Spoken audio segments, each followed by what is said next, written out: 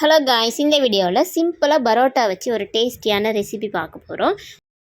அதுக்கு வானலில் எண்ணெய் விட்டு எண்ணெய் நல்லா சூடானதும் கடுகு, கருவேப்பிலை, கொஞ்சமாக நறுக்கி வச்ச பச்சை மிளகா, தென் வெங்காயம் இது எல்லாத்தையும் போட்டு நல்லா வதக்கி எடுத்துக்கணும். வெங்காயம் நல்லா வதங்கி வந்ததும் அது கூட தக்காளி ஆட் பண்ணி நல்லா வதக்கிக்கணும்.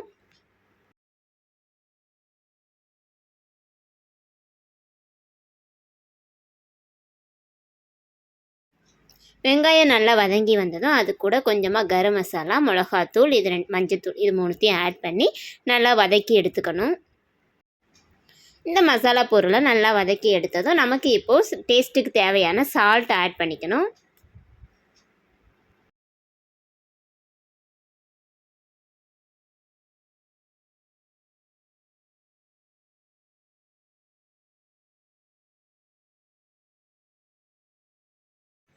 காய்கறி, மசாலா, சால்ட் இது எல்லாத்தையும் நல்லா மிக்ஸ் பண்ணி எடுத்துக்கணும். அப்படி நல்லா மிக்ஸ் பண்ணதுக்கப்புறம் நமக்கு தேவையான அளவுக்கு முட்டை உடச்சி ஊற்றிக்கணும். நான் இப்போ இதில் 3 முட்டை உடச்சி ஊற்றிருக்கேன்.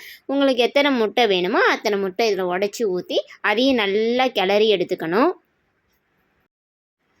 முட்டை உடச்சி ஊற்றுனதும் நல்லா கிளறிக்கிட்டே இருக்கணும். நம்ம அப்படியே விட்டுட்டா இது அடி பிடிச்சிரும்.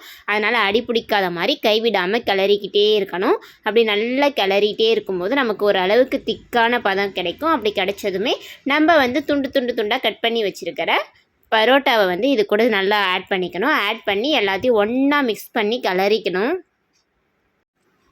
அடுப்பை மிதமான சூட்டில் வச்சுட்டு இந்த மசாலாவையும் பரோட்டாவையும் நல்லா கிளறி எடுத்துக்கணும். இது கூட உங்ககிட்ட சால்னா இருந்தால் நீங்கள் அதை ஆட் பண்ணி கூட கிளறி எடுத்துக்கலாம். பட் என்கிட்ட இப்போதைக்கு சால்னா இல்லை, அதனால நான் வெறும் பரோட்டா மட்டும் போட்டு கிளறிக்கிறேன். பட் சால்னா இது கூட ஆட் பண்ணும்போது அதுவுமே டிஃப்ரெண்ட்டாக நல்ல டேஸ்ட்டாக இருக்கும். உங்களுக்கு அவ்வளோதாங்க, ரொம்ப டேஸ்டியான ரெசிபி ரெடி. நீங்களும் ட்ரை பண்ணி டேஸ்ட் பண்ணி பாருங்கள். இந்த வீடியோ பிடிச்சிருந்தா லைக் பண்ணுங்கள், ஷேர் பண்ணுங்கள், கமெண்ட் பண்ணுங்கள். பாய்.